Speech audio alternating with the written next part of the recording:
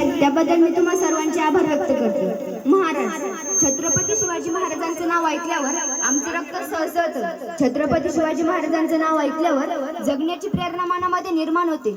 छत्रपती शिवाजी महाराज म्हणलं की काहीतरी करण्याची जिद्द उरामध्ये बाळगते. महाराजांना आपण कधी बघितलं नाही. महाराजांना कुठल्या तरी पुस्तकामध्ये, कुठल्या तरी मूर्तीमध्ये, कुठल्या तरी चित्रपटामध्ये बघितलेली आपण माणसं की ज्या माणसाचं नाव ऐकलं तर आमचं रक्त सळसळतं. छत्रपती शिवाजी महाराज या नावामध्ये अशी काय जादू आहे की कोणतंही संकट येऊ द्या, त्या संकटासमोर छातड काढण्याचं धाडस आपल्यामध्ये निर्माण होतं. लक्षात ठेवा, कुठल्या तरी गोष्टीत नायकाच्या भूमिकेत बघितलेली आपण माणसं की ज्या माणसाचं नाव ऐकलं तर आमचं रक्त सळसळतं. मग विचार करा, साक्षात ज्यांनी महाराजांना बघितलं असेल त्यांचं काय होत असेल. राजा आपल्यासोबत घोड्यावरती बसलाय, राजा आपल्यासोबत तलवार चालवतोय, राजा आपल्यासोबत दांडपट्टा चालवतोय, राजा आपल्यासोबत गोरगरिबांची भाकरी खातोय, राजा आपल्यासोबत इथलाच प्रत्येक गणिम कापायला तयार होतोय. ही कल्पना एवढी मोठी आहे की उगाच हजारो माणसांनी या माणसासाठी स्वतःचे प्राण दिले नसेल. अहो, माणसं कशी तयार केली? तान्हाजी, बाजी, यसाजी, मुरारबाजी, यंकोजी, व्यंकोजी माणसं अशी तयार केली की महाराज फक्त म्हणायचे, तान्हाजी जा, तान्हाजी गेले, बाजी लढ, बाजी लढले. मित्र असे कमावले की स्वतःसाठी आणि आपल्या मित्रासाठी जीव द्यायला पण ते माणसं मागे बघत नव्हती. मरताना कधीच कोणाचा विचार करत नव्हती. एवढी टीम महाराजांनी या महाराष्ट्राच्या मातीमध्ये निर्माण केली आणि याच महाराष्ट्राच्या मातीमध्ये छत्रपती शिवाजी महाराजांचा जन्म झाला. शिवजयंती का साजरी करायची असा प्रश्न कोणाला पडलाय का? म्हणजे आम्हा मुलांना एवढंच माहिती की डॉल्बी डीजे समोर नाचलं की झाली महाराजांची जयंती. नाही हो, माझी तरुण पोरं डॉल्बी डीजेवर गाणी लावून नाचावी यासाठी नाही महाराजांनी जन्म घेतला.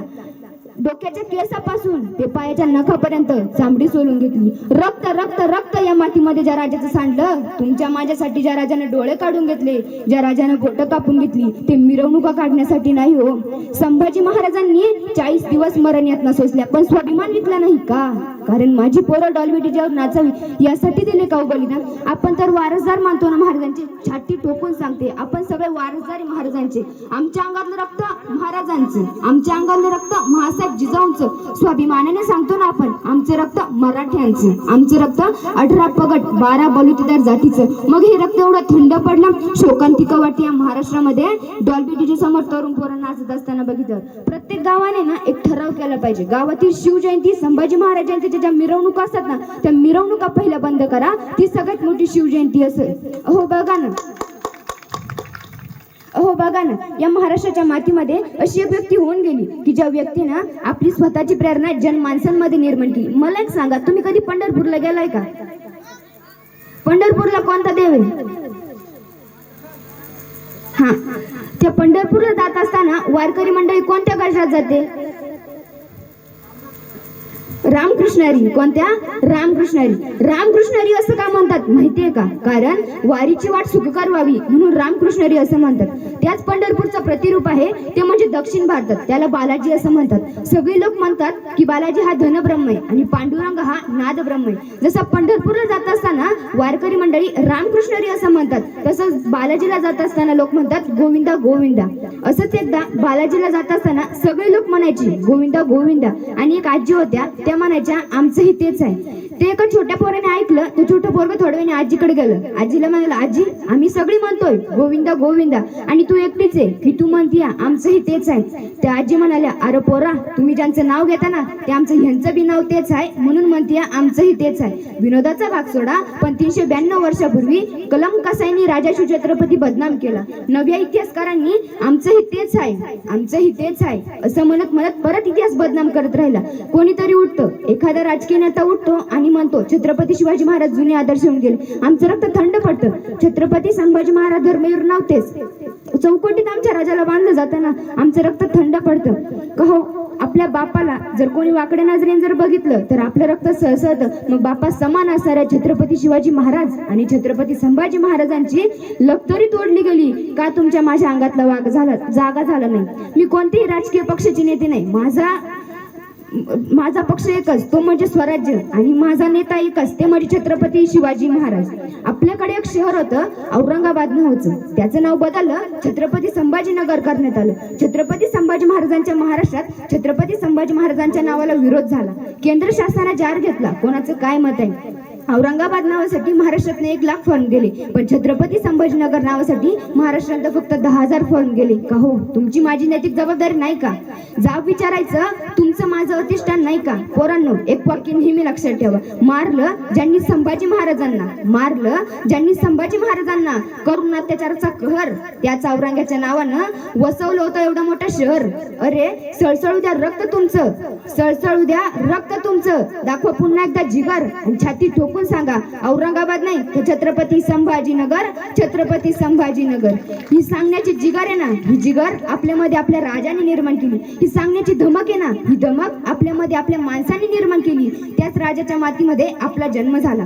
14 वर्ष वनवास भोगल्यानंतर रामप्रभू श्रीरामच झाले. गोकुळामध्ये सामान्य गोपिकांप्रमाणे राहणारे कृष्ण हे भगवान श्रीकृष्णच झाले. म्हणजे ज्याच्या वाट्याला संघर्ष येतो त्याच्या वाट्याला भगवानपद प्राप्त होतं, ही सगळ्यात मोठी वस्तुस्थिती. असाच एक संघर्षवीर, असाच एक संघर्ष योद्धा ज्याचं 50 वर्षाचं आयुष्य फक्त आणि फक्त संघर्षानं भरलं होतं, ते म्हणजे छत्रपती शिवाजी महाराज. 32 वर्षाचं आयुष्य लाभलं छत्रपती संभाजी महाराजांना आणि 50 वर्षाचं आयुष्य लाभलं छत्रपती शिवाजी महाराजांना. पण जोपर्यंत चंद्र आणि सूर्य असतील ना, तोपर्यंत तुमच्या आणि माझ्या काळजात जोपर्यंत चंद्र आणि सूर्य असतील ना, तोपर्यंत छत्रपती शिवाजी महाराज आणि छत्रपती संभाजी महाराज तुमच्या आणि माझ्या काळजात जिवंतच राहतील. ही सगळ्यात मोठी वस्तुस्थिती आहे. मी मगाशी सांगितलं की शिवजयंती का साजरी करायची. शिवजयंती यासाठी साजरी करायची की छत्रपती शिवाजी महाराज होते म्हणून सुरक्षित आहे आज मंदिरावरचे कळस. छत्रपती शिवाजी महाराज होते म्हणून सुरक्षित आहे आज मंदिरावरचे कळस. छत्रपती शिवाजी महाराज होते म्हणून आपण पाहतो आपल्या दारातील पवित्र अशी तुळस. छत्रपती शिवाजी महाराज होऊन गेले म्हणून आपण पाहतो या आया बहिणींचं भरलेलं कपाळ. आणि छत्रपती शिवाजी महाराज होऊन गेले म्हणून आपण पाहतो या अखंड भारताची सुंदर अशी सकाळ. शिवचरित्राचं पारायण करायचं म्हणजे काय? शिवाजी महाराजांचं एक वाक्य होतं, हे राज्य व्हावं हे तो श्रींची इच्छा. श्री म्हणजे कोण? आपली आई. आईचं स्वप्न पूर्ण करण्यासाठी आणि 12 ते 13 वर्षाचं पोरगं रायरेश्वरच्या मंदिरात जातं, शपथ घेतं आणि 16 वर्षी तोरणा किल्ल्यावरती स्वराज्याचं पहिलं तोरण बांधतं, ते म्हणजे छत्रपती शिवाजी महाराज. छत्रपती संभाजी महाराजांचं एक वाक्य होतं, आबासाहेबांचे संकल्पित तेच करणे आम्हाला गस्त. आबासाहेब म्हणजे कोण? माझे वडील. माझ्या वडिलांनी मला जो संकल्प घालून दिलाय तेच करणे मला भाग आहे. मग आज आपली पोरं कोणाचा आदर्श घेतात? आज जर एखाद्याला विचारलं तुझा आदर्श कोण आहे, पोरग लगेच म्हणतं शाहरुख खान माझा आदर्श आहे. एखाद्याला विचारलं तुझा आदर्श कोण आहे, पोरग लगेच म्हणतं सलमान खान माझा आदर्श आहे. दादा, जिम मध्ये 2 तास घाम गाळणारा शाहरुख खान तुझा आदर्श जरूर असू दे. जिम मध्ये 2 तास घाम गाळणारा शाहरुख खान तुझा आदर्श जरूर असू दे. काचेच्या फ्रेम समोर शायनिंग मध्ये उभा राहून फोटो काढणारा सलमान खान तुझा आदर्श जरूर असू दे. पण एक गोष्ट नेहमी लक्षात ठेव, एक वाक्य नेहमी लक्षात ठेव, सकाळी 7 वाजल्यापासून संध्याकाळी 7 वाजेपर्यंत, सकाळी सूर्य उगवल्यापासून संध्याकाळी सूर्य मावळेपर्यंत 2 बैलांच्या मध्ये लाकडी नांगर घेऊन शेताच्या ह्या बांधापासून शेताच्या त्या बांधापर्यंत नांगरणारा आपला बाप आपला आदर्श असला पाहिजे. पोरांनो, नांगरणारा आपला बाप आपला आदर्श असला पाहिजे.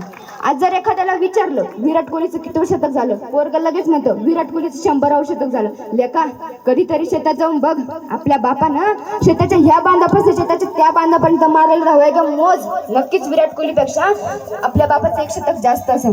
कसलं बिगडी प्रेम करतो आपण. महाराजांचा आदर्श घ्यायचा म्हणजे काय? महाराज म्हणायचे मावळे तुमच्यासाठी काय पण, मावळे म्हणायचे महाराज तुमच्यासाठी काय पण. आताची पोरं कोणासाठी काय पण म्हणायला लागली. म्हणजे जिनं 9 महिने पोटात वागवलं तिचं काय नाही, जी 9 दिवस झाले आयुष्यात आली तिच्यासाठी म्हणतो तुझ्यासाठी काय पण. बरं का, लातूरचे कवी आहे ते म्हणतात, बाप काढलास घराबाहेर दारात रडते माई पण.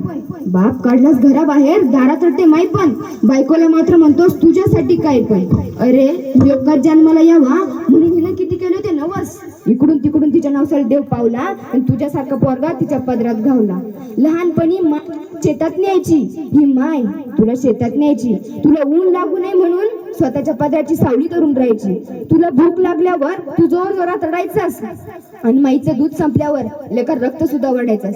रक्त पिऊन पोचलास लेका, रक्त पिऊन पोचलास लेका, त्या रक्ताचा तरी ठेव मान. पवित्र अशा मातेचा करू नको अपमान. आता फक्त एक कर, आता फक्त एक कर, या माझ्या दारातल्या माईला घरात तेवढं आण. किती दिवस जगणारे लेका, झाडावरचं हे पिकलं पान. तू गोडधोड खा, तू गोडधोड खा, पण माझ्या म्हाताऱ्या माईला शिळी भाकर तरी वाढ. आणि भाकर वाढताना जर तुझी बायको आडवी आली ना तर तिला घराबाहेर काढ. तुझी बायको जाणारच नाही हे मी तुला बॉन्डवर लिहून देते. तुझी बायको जाणारच नाही हे मी तुला बॉन्डवर लिहून देते. यदा कदाचित गेली तर पठ्ठ्या येऊन मला भेट, मी तुला दुसरी करून देते. तू अंधळा नाहीस, तू पांगळा नाहीस, तुझी तुलाच कळली नाही किंमत. नवरा माय बापाला सांभाळतो म्हणून घर सोडून जाण्याची कोणत्याच बायकोत नसते हिंमत. अरे तुला वाघ बनव